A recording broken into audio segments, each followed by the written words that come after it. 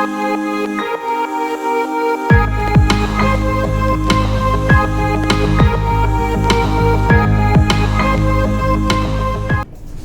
વિદ્યાર્થી મિત્રો, Saraswati group of education દ્વારા ચાલતા આ e-લર્નિંગ પ્રોગ્રામમાં હું બ્રિજેશ આકડેચા ફરી એકવાર આપ સૌનું હાર્દિક સ્વાગત કરું છું. આપણે ધોરણ 12 ની અંદર ફિઝિક્સની અંદર ચેપ્ટર નંબર 1 એટલે કે વિદ્યુત ભારો અને વિદ્યુત ક્ષેત્રો વિશે અભ્યાસ કરતા હતા કે જેમાં આપણે ચેપ્ટર નંબર 1 ની અંદર પાર્ટ 4 એટલે કે ચોથા લેક્ચરની અંદર આપણે આજે જોવાનું છે, દાખલા ગણવાના છે. આગલા 3 લેક્ચરની અંદર આપણે જોયું કે ભાઈ વિદ્યુત ભાર છે પોઝિટિવ અને નેગેટિવ બે પ્રકારના વિદ્યુત ભાર હોય કે જે પદાર્થનો મૂળભૂત અને આંતરિક ગુણધર્મ છે. પદાર્થ જે છે બે સરખા વિદ્યુત ભારો વચ્ચે અપાકર્ષણ થાય અને અલગ અલગ પ્રકારના વિદ્યુત ભારો વચ્ચે આકર્ષણ થાય. આ વિદ્યુત ભારોની આપલે જે છે કેટલી રીતે શક્ય છે તો કે ભાઈ 3 કઈ તો કે સાદી, મસાલી અને ફરાળી. ના એલાવ સંપર્ક, ઘર્ષણ અને પ્રેરણ. કોઈ પદાર્થને સંપર્ક કરાવીને, કોઈ પદાર્થને ઘસીને અને કોઈ પદાર્થને પ્રેરણ દ્વારા એટલે કે ખાલી નજીક લઈ આવવાનો, સંપર્ક કરાવવાનો નથી, સંગતિત થઈ જાય. ગુણધર્મો વિદ્યુત ભારોના જોયા હતા કે બિંદુવત વિદ્યુત ભાર ક્યારે લઈ શકો તો કે તેમના મૂલ્યની સાપેક્ષે તેમની વચ્ચેનું અંતર ખૂબ વધારે હોય. બીજું તેમનો બેઝિક સરવાળો જ થાય છે. ત્રીજું તો કે વિદ્યુત ભારનું હંમેશા સંરક્ષણ થાય છે કે જેને વિદ્યુત ભાર સંરક્ષણનો નિયમ કહેવામાં આવે છે. અને ચોથું Q બરાબર Ne એટલે કે હંમેશા જે વિદ્યુત ભારોની જે આપલે થાય એ હંમેશા ને હંમેશા માત્ર ને માત્ર કેવી રીતે હોય છે તો કે પૂર્ણાંકમાં, ક્યારે અપૂર્ણાંકની અંદર ન જાય. કોઈ 1 ઇલેક્ટ્રોન મોકલે કે કોઈ 2 ઇલેક્ટ્રોન જાય, કોઈ દી 2.5 ઇલેક્ટ્રોન ન જાય કે નથી, કોઈ દી 4.5 ઇલેક્ટ્રોન જવાનું, જેને કહેવાય વિદ્યુત ભારનું ક્વોન્ટમીકરણ.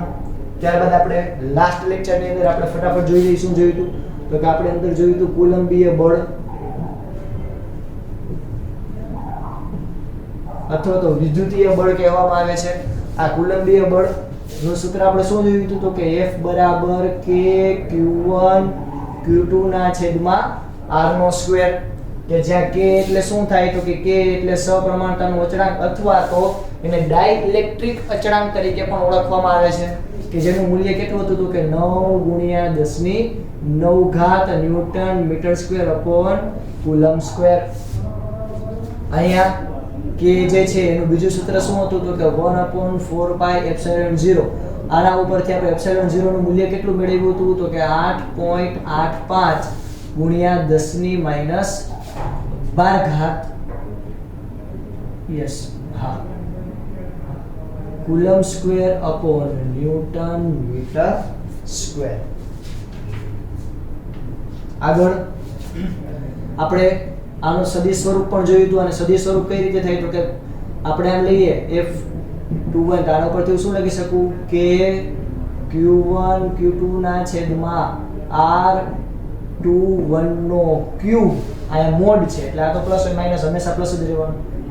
અને એની ગુણાકારમાં શું આવી જશે R2 માઈનસ R1. આ 21 છે એટલે આ 12 તો અહીંયા 1 માઈનસ R1 માઈનસ R2 આવે.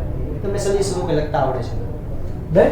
પછી આપણે એ પણ જોયું તો કે જ્યાં એપ્સિલોન 0 ને શું કહેવાય તો કે શૂન્યાવકાશની પરમિએબિલિટી. ઓકે, કોઈ માધ્યમની અંદર કોઈ પદાર્થ પર બળ લાગતું હોય, માધ્યમમાં કોઈ પદાર્થ ઉપર કુલંબીય બળ કેટલું લાગે એ તમારે ગોતવું હોય. કોઈ માધ્યમની અંદર ફોર એક્ઝામ્પલ આ શૂન્યાવકાશમાં આપણે એક્સપેરિમેન્ટ કર્યો હતો. હવે પૃથ્વી ઉપર કરશું તો પૃથ્વીમાં માની લો કે એક વિદ્યુત ભાર મેં અહીંયા લીધો, આપણે બીજો બિંદુ વિદ્યુત ભાર અહીંયા લીધો, તો બે વચ્ચે હવા છે. આ શૂન્યાવકાશ નથી, પૃથ્વી પર તો હવા છે. અથવા તો હું દરિયાની અંદર આમ બે વિદ્યુત ભારને ડુબાડીને મસ્ત મજાને હળી ગયો તો બે વચ્ચે પાણી છે, તો બે વચ્ચેનું માધ્યમ બદલાણું. તો અહીંયા જ્યારે આપણે માધ્યમની અંદર કુલંબીય બળ ગોતવાનું આવે તો એનું સૂત્ર શું થશે તો કે એના માટેનું સૂત્ર થશે F બરાબર K Q1 Q2 ના છેદમાં R નો સ્ક્વેર બરાબર 1/4πε Q1 Q2 એના છેદમાં R નો સ્ક્વેર. કે જ્યાં આ એપ્સિલોન બરાબર શું થાય તો કે માધ્યમની પરમિટિવિટી. અહીંયા કોઈ માધ્યમની પરમિટિવિટીની વાત કરવામાં આવે છે. તો અહીંયા મારે આ માધ્યમ ઉપર લાગતું બળ કહી દઉં, આને હું કહું માધ્યમ ઉપર લાગતું બળ, આને કહી દઉં શૂન્યાવકાશમાં લાગતું બળ, આને હું કહી દઉં સમીકરણ નંબર 1. આને પેલું સમીકરણ નંબર 2. તો આયા સમીકરણ નંબર 1 અને સમીકરણ નંબર 2 આ બેનો ગુણોત્તર લો તો આના ઉપરથી હું શું લખી શકું કે સમીકરણ 2 ભાગ્યા સમીકરણ નંબર 1 કરતા બેનું એમાં ગુણોત્તર લેવો. આયા પહેલા હું F m એટલે કે માધ્યમમાં લાગતું બળ છેદમાં શૂન્યાવકાશમાં લાગતું બળ તો બેનો ગુણોત્તર લઉં તો શું આવશે? અહીંયા આવશે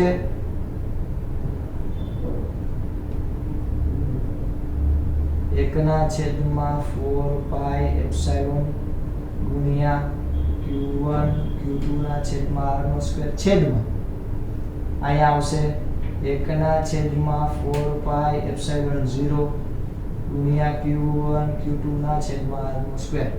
પૂરેપૂરા આ બધાય પદ ઉડી જશે, બધા પદ ઉડી જશે અને લાસ્ટમાં શું વધશે? એપ્સિલોન 0 ના છેદમાં એપ્સિલોન 0 ના છેદમાં એપ્સિલોન. અને આના ઉપરથી તમે શું કહી શકશો? આના ઉપરથી તમે એમ કહી શકશો કે કોઈ પણ પદાર્થ હોય એના ઉપર જે લાગતું બળ છે, બરોબર, એના ઉપર જે લાગતું બળ છે એ આટલું હોય છે, એટલે કે તમે આવી રીતે ગોતી શકો. છેદનો છેદ અંશમાં જાય એટલે ઉપર આવી જાય, નીચે આવી જાય. આના બરાબર થાય 1 ના છેદમાં k. સરવાળો તમારો આના ઉપરથી તમે શું કહી શકો કે કોઈ પણ માધ્યમમાં જે બળ લાગે છે, કોઈ પણ માધ્યમમાં જે બળ લાગે છે એ બળ જે છે ને એ શૂન્યાવકાશમાં જે બળ લાગતું હોય છે ને એના કરતા k માં ભાગનું હોય છે. કેટલું? k માં ભાગનું. k એટલે 9 × 10⁹ આટલામાં ભાગનું હોય છે. આને કહેવાય એપ્સિલોન 0 ના છેદમાં e. હવે આ જે એપ્સિલોન 0 ના છેદમાં e છે આને તમે કેના વડે દર્શાવી શકો તો કે 1 ના છેદમાં er. હકીકતમાં સાપેક્ષ પરમિટિવિટી, સાપેક્ષ એટલે ખબર પડે, કમ્પેરિઝન. એપ્સિલોન 0 ની સૂત્ર શું છે તો કે એપ્સિલોન 0 ના છેદમાં e. આ શૂન્યાવકાશની અને આ છે માધ્યમની પરમિટિવિટી. આ બેનો તમે ગુણોત્તર લ્યો એટલે તમને સાપેક્ષ મળે કે શૂન્યાવકાશની સાપેક્ષે તમારું માધ્યમ છે એની પરમિટિવિટી કેટલી છે. તો આના ઉપરથી આપણે ઉદાહરણ કાઢી શકીએ કે કોઈ પણ માધ્યમની ઉપર બળ લાગે છે, કુલંબીય બળ, એ કેટલું હોય છે તો કે હંમેશા k માં ભાગનું હોય છે. જો ભાગાકાર એટલે k માં ભાગનું હોય છે, બરોબર.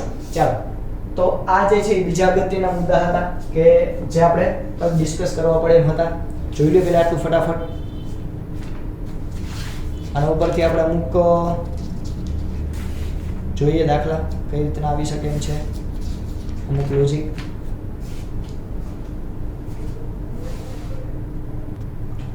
ચલો, ગુરુત્વાકર્ષી જે બળ લાગતું હોય એ અને વિદ્યુતીય બળ લાગતું હોય બેમાં સરખાપણું શું છે, બે કેવી રીતે એકબીજા સાથે સામ્યતા ધરાવે છે અને બેમાં અલગ અલગ શું છે આપણે એ ચર્ચા કરીએ. તો બંને બળ છે એ ત્રિજ્યા, બંને બળ છે તેમની વચ્ચેના અંતરના વર્ગના વ્યસ્ત પ્રમાણમાં છે, એટલે કે અંતરના વર્ગના વ્યસ્ત પ્રમાણ ઉપર આધારિત છે બંને બળ. પછી આ કુલંબીય બળ હોય તો પણ ભલે, કે ગુરુત્વાકર્ષી બળ હોય, આપણને એનું સૂત્ર પણ અહીંયા આવડે જ છે, લખી નાખીએ. F બરાબર શું થાય? Gm1 m2 ના છેદમાં r નો સ્ક્વેર. આ છે આપણું ગુરુત્વાકર્ષી બળ. તો ગુરુત્વાકર્ષી બળ છે એ અને આ કુલંબીય બળ છે, બંને ત્રિજ્યાના વર્ગના વ્યસ્ત પ્રમાણમાં છે. આ પહેલી સામ્યતા. બીજું તો કે હંમેશા તે કેન્દ્રથી કેન્દ્રને જોડતી લાઈન હોય ત્યાં જ લાગે છે. આપણે પછી આ વિદ્યુત ભારની ચર્ચા કરતા કે પછી કોઈ પણ બે દળ ધરાવતા પદાર્થની વચ્ચે લાગતું ગુરુત્વાકર્ષણ બળની ચર્ચા કરતા આપણે માત્ર ને માત્ર એ વસ્તુ ઉપર ખાસ કાળજી રાખી હતી કે માત્ર કેન્દ્રથી કેન્દ્રને જોડતી લાઈનમાં જ લાગે. બે વચ્ચે અલગ ક્યાં પડે છે? બે અલગ ક્યાં પડે છે તો કે ભાઈ જે વિદ્યુતીય ક્ષેત્ર જે છે એમાં જે બળ લાગશે એ આકર્ષી પ્રકારનું હોઈ શકે અને અપાકર્ષી પ્રકારનું પણ હોઈ શકે. એટલે કે પોઝિટિવ હોય તો અપાકર્ષણ, પોઝિટિવ નેગેટિવ હોય તો આકર્ષણ. એટલે કે જે વિદ્યુતીય બળ લાગશે એ આકર્ષી અને અપાકર્ષી બે વેરાયટીનું લાગશે. બેમાંથી કોઈ પણ વેરાયટી અવેલેબલ હશે, હાજર હશે તો મળશે એના જેવું.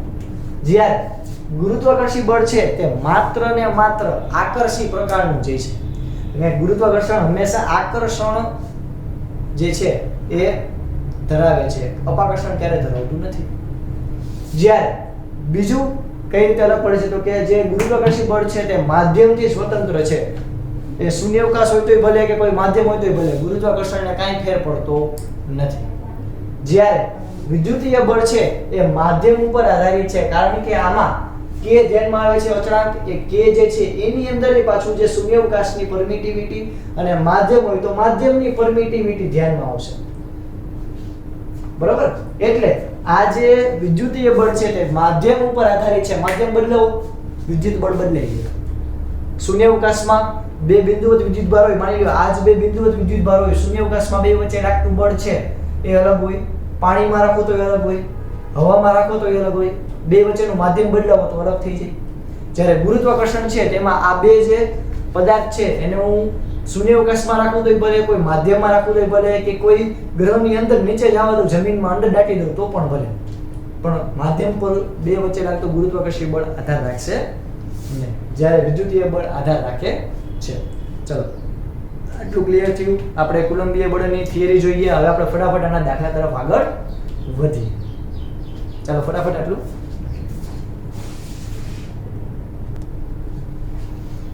ચાલો વિદ્યાર્થી મિત્રો, ફટાફટ આપણે જોઈએ કુલમ્બના નિયમ ઉપર આધારિત ઉદાહરણ અને સ્વાધ્યાયના દાખલાઓ. તો તમે સ્ક્રીન ઉપર જોઈ શકશો ઉદાહરણ નંબર 1.4 કે જેની રકમ છે તમે ડાયરેક્ટ સ્ક્રીન ઉપર જોઈ શકશો. આપણને કીધેલું છે કે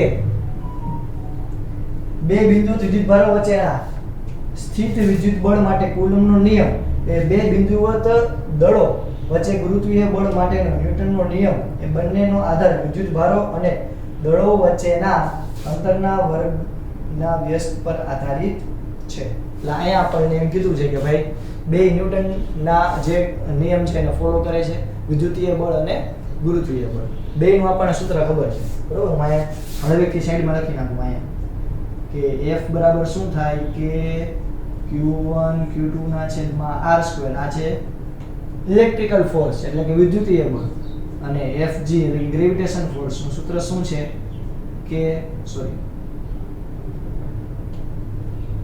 G m1 m2 ના છેદમાં R². ચાલો આગળ. તો કે પેલું ઇલેક્ટ્રોન અને પ્રોટોન, બીજું બે પ્રોટોન વચ્ચે લાગતા આ બળના માનનો ગુણોત્તર પરથી તેમની પ્રબળતા નક્કી કરો.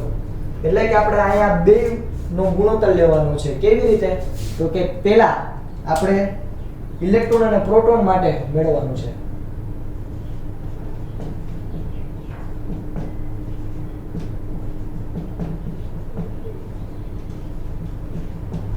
ઇલેક્ટ્રોન અને પ્રોટોન માટે આપણે Fe અને Fg નો ગુણોત્તર મેળવવાનો છે. એટલે કે ઇલેક્ટ્રિકલ ફોર્સ અને ગ્રેવિટેશન ફોર્સ બેનો આપણે ગુણોત્તર મેળવવાનો છે. તો Fe ના છેદમાં Fg કરીએ. Fe એટલે Fe નું સૂત્ર શું છે આપણી પાસે? તો કે K Q1 Q2 એના છેદમાં R² છેદમાં મોટા અક્ષરે લખીએ આપણે Fe એના છેદમાં Fg. અહીંયા શું લખી શકશું? G m1 m2 ના છેદમાં R². હવે અહીંયા R² કેન્સલ. તો આના માટે ડાયરેક્ટ હું શું લખી શકું? Fe ના છેદમાં Fg બરાબર K Q1 Q2 એના છેદમાં G m1 m2. ઓકે, આપણે આગળ વધીએ. Fe એના છેદમાં Fg K 9 × 10⁹. K નું મૂલ્ય કેટલું છે? 9 × 10⁹. Q1 અને Q2 હવે ઇલેક્ટ્રોન અને પ્રોટોન બેના વિદ્યુતભાર લેવાના છે. તો ઇલેક્ટ્રોન હોય કે પ્રોટોન હોય બેના વિદ્યુતભારનું મૂલ્ય કેટલું છે? તો કે 1.6 × 10⁻⁻⁹. પણ એનો શું થશે? વર્ગ. કારણ કે આનું 1.6 × 10⁻⁻⁹. આનું પણ 1.6 × 10⁻⁻⁹. તો બે વાર કોઈ વસ્તુ આવે તો વર્ગ થઈ જાય. છેદમાં G નું મૂલ્ય કેટલું છે? 6.64 × 10⁻⁻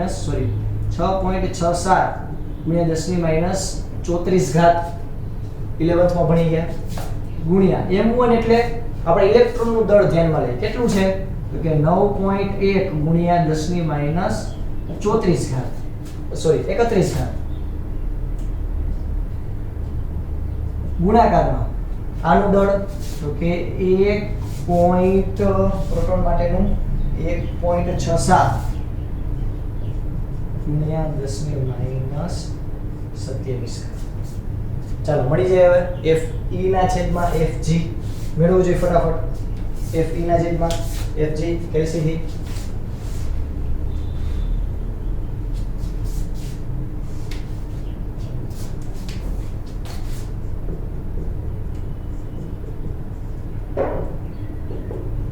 चलो मेड़ो फटाफट 9 गुणिया 1.6 गुणिया 1.6 આ છે 23.04 એને ગુણાકારમાં 19 દુ 38 માઈનસ 38 અને 9 એટલે કે 10 ની માઈનસ 29 ઘાત છેદમાં બધાનો ગુણાકાર કરીએ 6.67 ગુણ્યા 9.1 ગુણ્યા 1.67 એટલે આવશે નીચે 101.36 ગુણાકારમાં 34 31 આ જાય એટલે થઈ બેનો સરવાળો 31 પ્લસ 34 પ્લસ 27 એટલે થશે 92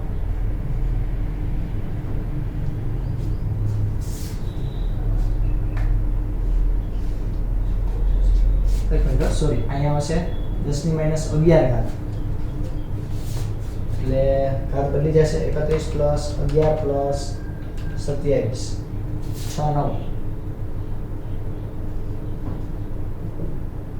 માઈનસ આ માઈનસ ઉપર જાય તો પ્લસ તો 23.04 ભાગ્યા 101.36 કેટલા આવશે તો કે 0.227 ગુણાકારમાં 10 ની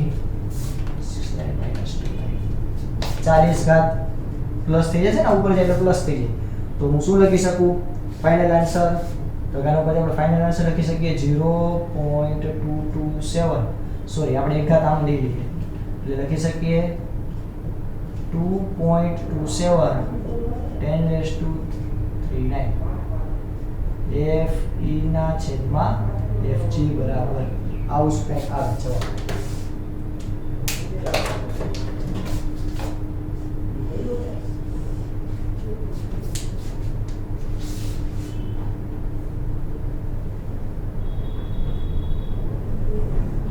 ચાલો હવે આપણે જોઈએ બે પ્રોટોન વચ્ચે લાગતું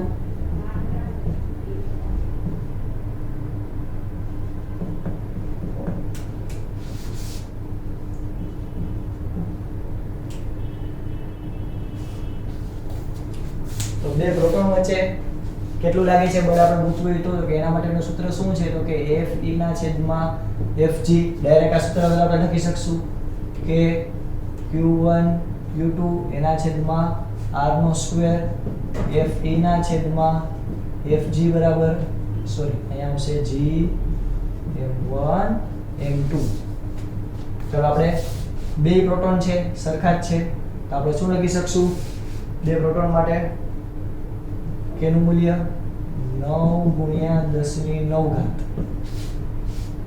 ગુણાકાર જ રાખ્યા આ બે વાર છે પ્રોટોન પ્રોટોનનો વિદ્યુતભાર કેટલો છે 1.6 ગુણ્યા 10 ની માઈનસ 19 ઘાત એટલે મીઠું એ લખી નાખવાનું 1.6 ગુણ્યા 10 ની માઈનસ 19 ઘાત નો વર્ગ છેદમાં g એટલે 6.67 ગુણ્યા 10 ની માઈનસ 11 ઘાત બે પ્રોટોનનું દળ સરખું જ હોય કેટલું હશે તો કે 1.67 ગુણ્યા 10 ની માઈનસ 27 ઘાત આનો વર્ગ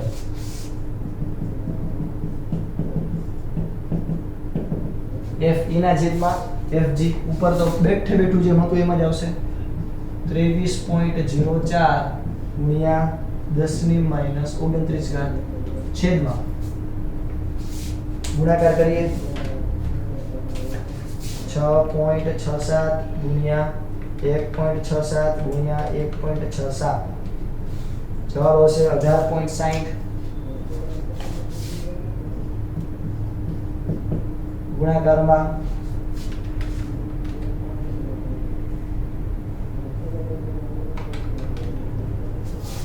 10⁻⁵ તો આપણને એટલીસ્ટ લાસ્ટ ની અંદર શું મળશે fe ના છેદમાં fg તો કે 23.04 ભાગ્યા 18.60 એટલે આવશે 1.238 into 10⁻⁻⁵ - 36 તો અહીંયા આપણને જે બે પ્રોટોન વચ્ચે કેટલું બળ લાગે છે ગુરુત્વાકર્ષીય અને વિદ્યુતીય બળનો ગુણોત્તર એ આપણે મેળવીએ બરાબર આ કેના માટે છે તો કે પ્રોટોન અને ઇલેક્ટ્રોન બે જ્યારે હોય ત્યારે બે પ્રોટોન ઇલેક્ટ્રોન હોય બે વચ્ચે ગુરુત્વાકર્ષીય બળ કેટલું લાગે અને વિદ્યુતીય બળ કેટલું લાગે તો વિદ્યુતીય બળના છેદમાં ગુરુત્વાકર્ષીય બળનો ગુણોત્તર મેળવીએ અને બે પ્રોટોન જે છે એની વચ્ચે કેટલું લાગે એના વિશે આપણે મેળવીએ તો અહીંયા જે વિદ્યુતીય બળ છે એ આપણે કહી શકીએ પ્રોટોન અને ઇલેક્ટ્રોન વચ્ચે જે છે એ વધારે હશે ગુરુત્વાકર્ષણ બળની સાપેક્ષમાં એનો ગુણોત્તર જો અહીંયા વધારે મળે છે તો આ થયો આપણો પહેલો આન્સર ચાલો ફટાફટ પહેલા આ લખી લ્યો પછી આપણે હજી આમાં આગળ બીજું કીધું છે શોધવાની ત્રીજી વસ્તુ જોઈએ આપણે ત્રીજી વસ્તુ ચાલો ત્રીજી તો આપણે જોઈએ ત્રીજી વસ્તુ આપણને એમ કીધેલી છે ત્રીજી કે પ્રોટોન અને ઇલેક્ટ્રોનને એક એંગસ્ટ્રોમ ઉપર રાખવામાં આવે પ્રોટોન અને ઇલેક્ટ્રોન હોય એક પ્રોટોન છે અને એક ઇલેક્ટ્રોન છે બે વચ્ચેનું અંતર કેટલું છે કેન્દ્રથી કેન્દ્રનું 1 એંગસ્ટ્રોમ 1 કેટલું કે 10 1 એંગસ્ટ્રોમ 1 એંગસ્ટ્રોમ એટલે આપણને ખબર છે કેટલી છે તો કે 10⁻⁻10 મીટર 1 એંગસ્ટ્રોમ ઉપર પ્રોટોન અને ઇલેક્ટ્રોન રાખવામાં આવશે તો પ્રોટોન અને ઇલેક્ટ્રોન બે આકર્ષણ બળ ધરાવશે તો પહેલા તો એના માટે આપણે શું ગોતવું પડે તો કે આપણે ગોતવું પડશે fe બે વચ્ચે કેટલું બળ લાગશે તેનું સૂત્ર શું છે તો કે k q1 q2 ના છેદમાં r નો સ્ક્વેર ચાલો કિંમત મૂકી આપણે આમાં શું આવશે fe બરાબર 9 ગુણ્યા 10⁹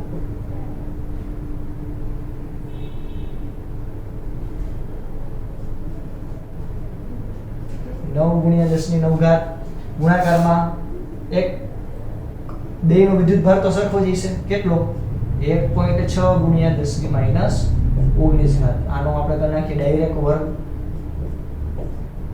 છેદમાં બે વચ્ચેનું અંતર કેટલું છે તો કે 10⁻10 એનો પણ શું કરવો પડશે વર્ગ ચાલો આના ઉપરથી આપણને શું મળશે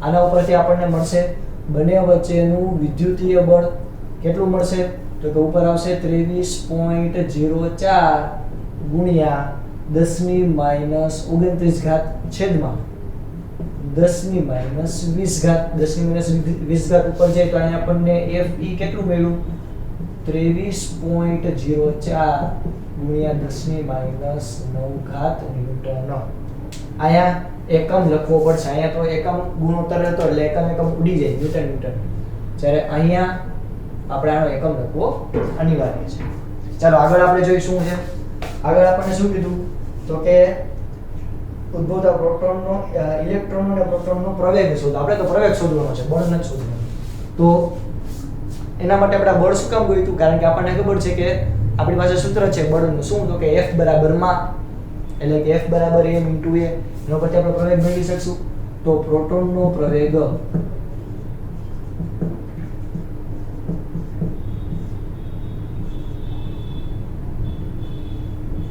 તો લાગતું બળ Fp કેટલું હશે તો કે m p ap જોઈએ આપણે ap ના સૂત્રનો કરતા બનાવું તો શું થાય Fp ના છેદમાં mp ap પ્રોટોનનો પ્રવેગ કેટલો હશે એ તો કે બળ કેટલો આપ્યું 23.04 ગુણ્યા 10⁻⁹ છેદમાં એનું દળ કેટલું છે પ્રોટોન માટેનું 1.67 ગુણ્યા 10⁻⁷ 27 ઘાત. તો AP બરાબર કેટલા આવે છે?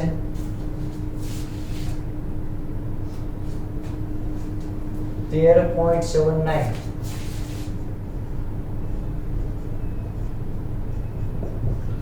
ગુણ્યા 10 ની કેટલી ઘાત થશે? તો 18 ઘાત થશે. માઇનસ ઉપર જશે પ્લસ થી મીટર પ્રતિ સેકન્ડ સ્ક્વેર. અહીંયા આપણને પ્રોટોન જે છે એનો પ્રવેગ આપણને મળી ગયો, આટલો આવશે. હવે તમારે શું કરવાનું છે? આવી જ રીતે ઇલેક્ટ્રોનનો પ્રવેગ ગોતવાનો છે. કઈ રીતે મેળવશો? અહીંયા હેડિંગ મારજો.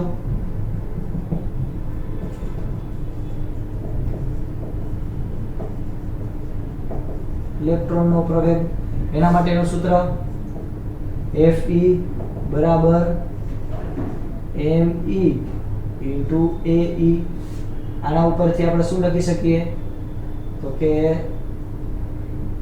ઇલેક્ટ્રોનનો પ્રવેગ Ae બરાબર શું લખી શકીએ? F ના છેદમાં m. તો અહીંયા આપણને પ્રોટોનનો પ્રવેગ F એટલે 23.04 ગુણ્યા 10 ની માઈનસ 9 ઘાત છેદમાં ઇલેક્ટ્રોનનું દળ 9.1 ગુણ્યા 10 ની માઈનસ 31 ઘાત. ફટાફટ જોવો જોઈએ શું આવે એનો આન્સર.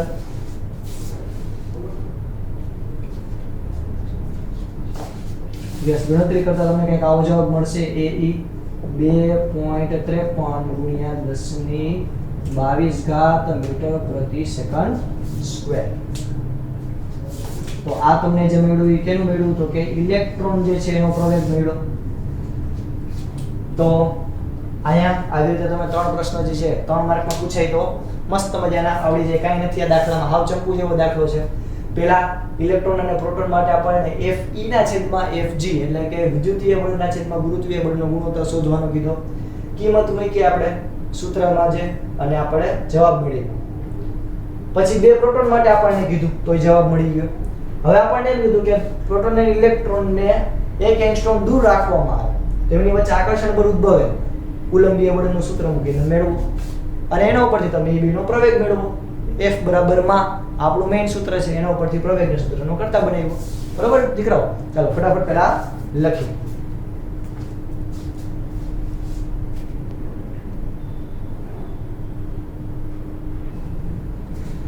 ચાલો વિદ્યાર્થી મિત્રો, જોઈએ આપણે આગળ.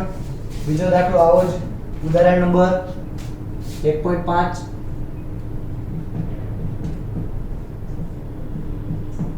રકમ તમે સ્ક્રીન ઉપર જોઈ શકશો.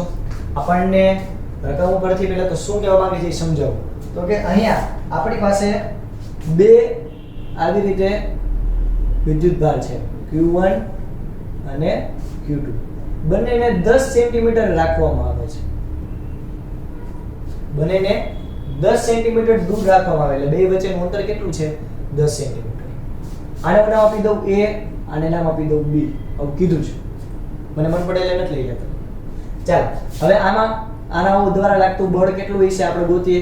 તો K Q1 Q2 એના છેદમાં r નો સ્ક્વેર બરાબર K એટલે 9 ગુણ્યા 10 ની 9 ઘાત ગુણ્યા આ બેયના વિદ્યુતભાર. તેના બેયના મૂલ્ય આપ્યા નથી એટલે આપણે રાખીએ Q1 Q2 છેદમાં r નો સ્ક્વેર એટલે કે ખાલી 10 નો સ્ક્વેર કરશો ને તો ખોટું પડશે, કારણ કે આ સેન્ટીમીટરમાં છે. આપણે પહેલા એને કેમાં ફેરવવા પડે? મીટરમાં. એટલે કે 10 ગુણ્યા 10 ની માઈનસ 2 ઘાત, અથવા તો એમાંય ખબર ન પડે તો 10 ની માઈનસ 1 ઘાત તમે ડાયરેક્ટ લખી શકો, એનો વર્ગ. તો આના ઉપરથી આપણે લખી શકીએ કે F બરાબર શું થશે? આ બધી કિંમત એનો રાખવું. K Q1 Q2 એના છેદમાં અહીંયા શું થઈ જશે? તો કે 100 ગુણ્યા 1 ના છેદમાં 1 2 3 ને 4 મીંડી કેન્સર. છેદનો છેદ જાય અંશમાં, એટલે કે અહીંયા લાગતું બળ કેટલું છે? તો કે 100 K Q1 Q2 આટલું વિદ્યુતીય બળ લાગે છે શરૂઆતમાં, જ્યારે બે 10 સેન્ટીમીટર દૂર હોય ત્યારે. હવે એવું કીધું, જોજો આમાં પ્રેરણની રીત પર પણ આમાં ઉપયોગ આવશે જ, એટલે આ દાખલો ખાસ જોજો. હવે એવું કીધું છે કે હવે આ A અને B છે એને અનુક્રમે કોઈ બીજા 2 વિદ્યુતભાર રહિત એવા 2 ગોળા છે. જેમ કે અહીંયા કોઈ એક વિદ્યુતભાર રહિત ગોળો છે C અને અહીંયા કોઈ વિદ્યુતભાર રહિત કોઈ ગોળો છે D. બેયમાં વિદ્યુતભાર નથી, તટસ્થ છે. હવે આ A અને B છે કે જે Q1 અને Q2 વિદ્યુતભાર ધરાવે છે, એમને આ બેની નજીક લાવવામાં આવે છે તો ઓબ્વિયસ વાત છે કે વિદ્યુતભારનું ટ્રાન્સફર થશે. તો આને અહીંયા લાવવામાં આવે છે, આને હું કહી દઉં A, આને હું કહી દઉં B. આવી રીતે A અને B એને એકબીજાની સંપર્કમાં લાવવામાં આવે છે. જો નજીક નહીં, ડાયરેક્ટ સંપર્કમાં લઈ આવવામાં. તમને મેં કીધું રકમ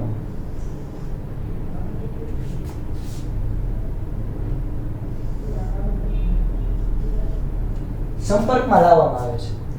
તો અહીંયા આના વિદ્યુતભારનું મૂલ્ય કેટલું? જો પહેલા આ 0 હતું અને આ Q1, આ Q2 અને આ 0 સંપર્કમાં લઈ આવો પછી હવે શું થશે?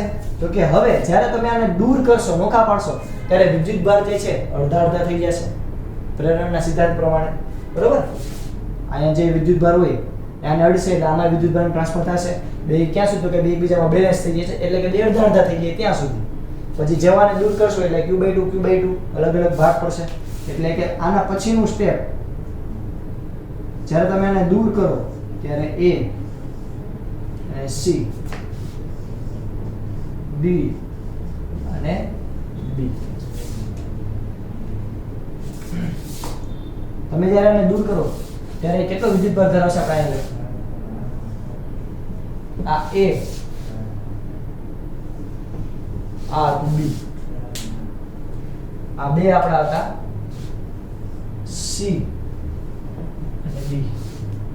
તો આ જે છે Q1/2 જેટલો વિદ્યુતભાર મેળવશે, આ Q2/2 જેટલો વિદ્યુતભાર મેળવશે, આનો વિદ્યુતભાર Q1/2 થઈ જશે અને આનો વિદ્યુતભાર Q2/2 થઈ જશે. હવે આપણે શું કરવાનું? તો કે હવે આ A અને B છે એને ફરી પાછા નજીક લઈ આવવામાં આવે એટલે અહીંયા થઈ ગયું Q1/2, અહીંયા થઈ ગયું Q2/2. બે વચ્ચેનું અંતર કરી દેવામાં આવે છે 5 સેન્ટીમીટર. રકમ એવું કીધું છે. બે 5 સેન્ટીમીટર અંતર બેને ફરી પાછા નજીક લઈ આવવામાં આવે A અને B. જો શરૂઆત ક્યાં થઈ? પહેલા તો A અને B બે વચ્ચેનું અંતર હતું 10 સેન્ટીમીટર. ત્યારે બળ કેટલું લાગ્યું આપણે જોયું. હવે આ A અને B છે ને વિદ્યુતભાર રહિત એવા બીજા બે ગોળા છે ને સંપર્કમાં લઈ આવવામાં આવે કે જેથી બે વચ્ચે વિદ્યુતભાર જે છે એ અડધો અડધો થઈ જાય એટલે કે Q1/2 અહીંયા થાય Q2/2 થઈ જાય. હવે આ A અને B છે એને ફરી પાછા 5 સેન્ટીમીટર નજીક લઈ આવવામાં આવે એટલે કે અલ્ટિમેટલી આપણે કર્યું શું? તો કે પહેલા જે કન્ડિશન હતી ને એના કરતા વિદ્યુતભાર અડધો કર્યો અને અંતર પણ અડધું કર્યું. જો 10^5 કરી તો અંતર એ અડધું કર્યું અને વિદ્યુતભાર પણ અડધો કર્યો. તો હવે આના ઉપર લાગતું બળ છે એમાં કઈ ફેરફાર થશે કે એ જશે? એ આપણે કહેવાનું.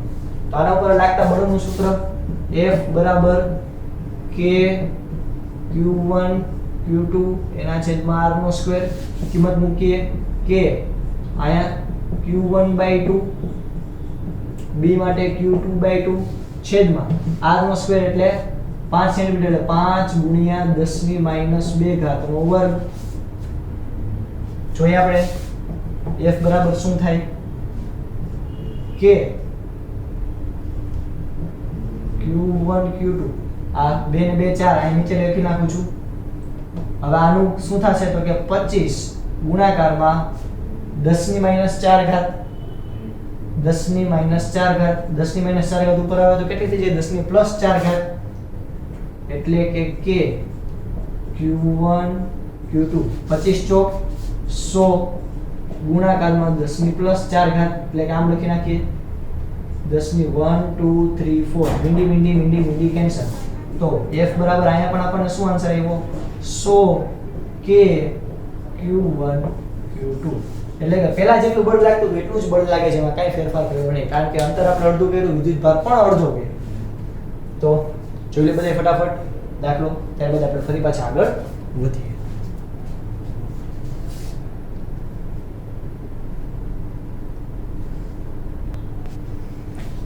ચાલો જોઈએ આપણે ફટાફટ વિદ્યાર્થી મિત્રો સ્વાધ્યાયનો દાખલા નંબર 1.1 પહેલો દાખલો મૂર્તિઓ. જોઈએ આપણે કીધું આપણને બે વિદ્યુતભાર આપ્યા છે, લખી નાખીએ આપણે. પહેલા તો આપણને એક વિદ્યુતભાર આપ્યું જેને હું કહું Q1 નું મૂલ્ય કેટલું આપ્યું છે? તો કે 2 ગુણ્યા 10⁻7 ઘાત કુલમ. બીજો વિદ્યુતભાર આપ્યો કે જેનું મૂલ્ય છે Q2, 3 ગુણ્યા 10⁻7 ઘાત. બે ને આપણે ક્યાં રાખ્યું છે તો કે હવામાં બે વચ્ચેનું અંતર r કેટલું છે તો કે 30 સેન્ટીમીટર, કે જેનું મીટરમાં ફેરવું તો કેટલું થાય તો કે 30 ગુણ્યા 10⁻2 ઘાત મીટર. બેસ વચ્ચે મીટરમાં ફેરવવું જ પડે. આગળ તો તેમની વચ્ચે કેટલું બળ લાગે એટલે કે આપણે અહીંયા બળ શોધવાનું છે. મળી જાય, સાવ સિમ્પલ છે. શું કરવાનું, ફટાફટ સૂત્રમાં કિંમત મૂકો અને આન્સર મેળવો કે Q1 Q2 ના છેદમાં r. વિડિયો પોઝ કરીને ફટાફટ જાતે ગણવાની ટ્રાય કરો કે 9 ગુણ્યા 10⁹ ઘાત Q1 આપણને આપ્યું 2 ગુણ્યા 10⁻7 ઘાત, Q2 આપણને આપ્યું 3 ગુણ્યા 10⁻7 ઘાત છેદમાં r એટલે તો કે 30 ગુણ્યા 10⁻2 ઘાતનો સ્ક્વેર. ફટાફટ આપણે કિંમત મૂકીએ તો f બરાબર આ થશે 3 દુ 6 9 છેક 54 ગુણાકારમાં 7 4 ને 14 જે છે એમાંથી 9 એટલે 10 11 12 અને 13 ને 14 એટલે કે 10⁻5 ઘાત છેદમાં 900 ગુણ્યા 10⁻4 ઘાત. 900 ગુણ્યા 10⁻4. તો આના ઉપરથી જે આપણે સાદુરૂપ કઈ રીતે આપી શકીએ, f બરાબર 9 છક 54. તો આપણે આને આમ લખી શકીએ 54 ના છેદમાં 9 ગુણ્યા 10⁻2 ઘાત ગુણ્યા 10⁻5 અને અહીંયાથી 10⁻4. હવે તો તમને ફટાફટ આપણે ગણતા શું 9 છક 54 એટલે કે 6 ગુણાકારમાં આ બેનું શું થશે -2 ઉપર જઈએ તો +2 10⁻3 ઘાત ન્યૂટન. તો 6 ગુણ્યા 10⁻3 ઘાત ન્યૂટન. 10⁻3 ઘાત છે એટલે તમે મિલી કહી શકો એટલે કે 6 મિલી ન્યૂટન. આમ લખો તો પણ ચાલે, બરોબર. આવા પ્રકારનું બળ લાગશે. ચાલો ફટાફટ પહેલા લખી દો, પછી આપણે હજી એક દાખલો જોઈએ.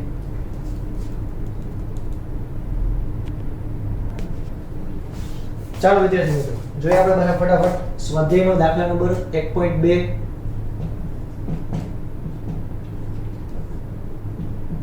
રકમ તમે સ્ક્રીન ઉપર જોઈ શકશો.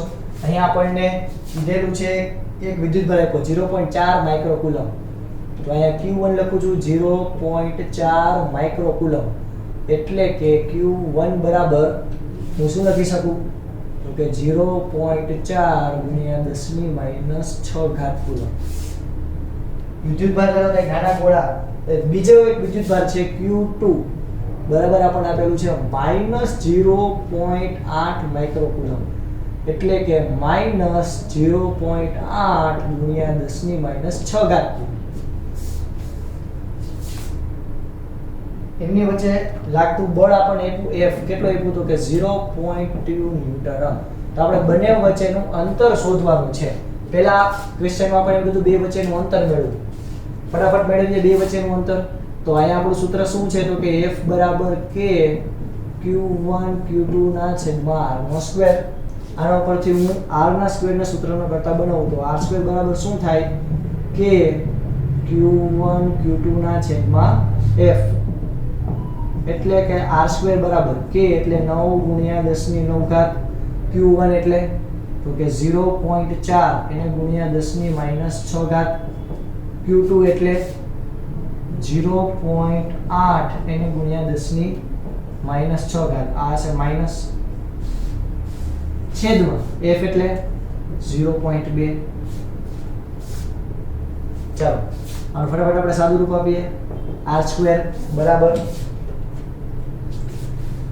આપણી પાસે કેલ્સીનો છે 0.4 ગુણ્યા 0.8 ગુણ્યા 9 એટલે કે 2.88 ભાગ્યા 0.2 કેટલું આવશે તો કે 14.4 ઘાતમાં ફટાફટ આપણે જોઈએ તો 12 ને 9 એટલે 10 11 ને 12 એટલે આવશે 13 એટલે કે 12 ને એટલે કે -3. તો r નો સ્ક્વેર બરાબર થાય 14.4 ગુણ્યા 10⁻13 3 ઘાત આપણે એને પહેલા તો કહી શકાય કે રૂટ કાઢવું હોય તો પહેલા તો આપણે બેકી સંખ્યામાં લેવું પડશે એટલે 1.44 ગુણ્યા 10 ની -2 ઘાત. ચાલો આનું આપણે રૂટ કાઢીએ તો શું આવશે? 144 કેનું વર્ગ છે તો કે 12 નો એટલે અહીં ડાયરેક્ટ જવાબ આવશે 1.2. જવાબ આવશે r બરાબર 1.2 ગુણ્યા 10 ની -1 ઘાત. આનું 1 ઘાત ઓછી થઈ જાય ને વર્ગ એટલે ના એટલે r બરાબર તમે શું લખી શકો 0.12 મીટર. બે વચ્ચેનું અંતર આટલું હશે. આ સિવાય આપણને બીજું શું કીધું તો કે બે બીજા ગોળા પર પ્રથમ ગોળાને લીધે લાગતું બળ કેટલું હોય છે? તો બીજા ગોળા પર પહેલા ગોળા દ્વારા તેટલા જ મૂલ્યનું આકર્ષી પ્રકારનું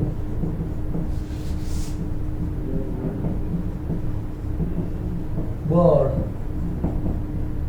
લગાડશે અથવા તો બળ લાગશે. આપણને શું કીધું બીજા ક્વેશ્ચનમાં તો કે પહેલો પદાર્થ છે બીજા પદાર્થ પર 0.2 ન્યૂટનનું બળ લગાડે છે તો બીજો પદાર્થ છે પહેલા પદાર્થ પર આટલા જ મૂલ્યનું બળ લગાડતો હોય છે અને એક છે પ્લસ છે બીજું છે માઈનસ છે તો પોઝિટિવ અને નેગેટિવ હોય તો બે વચ્ચે આકર્ષી પ્રકારનું બળ લાગતું હશે એટલે મેં આને કહ્યું આકર્ષી પ્રકારનું, બીજું કાંઈ નવીન નથી. ચાલો વિદ્યાર્થી મિત્રો આજે આપણે દાખલાઓ જોયા. કુલમના જે નિયમ જે છે એટલે કે બળનો જે નિયમ છે કુલંબીય બળ એના રિલેટેડ આપણે દાખલા જોયા. હજી પણ આપણે નેક્સ્ટ લેક્ચરની અંદર બધા કુલંબીય બળના દાખલા એકસાથે જોઈ લેશું. બરાબર? હજી પણ આપણે આગળ કન્ટિન્યુ કરશું. અહીં સુધી રાખીએ છોકરાઓ આજે. જય ભારત, જય હિન્દ.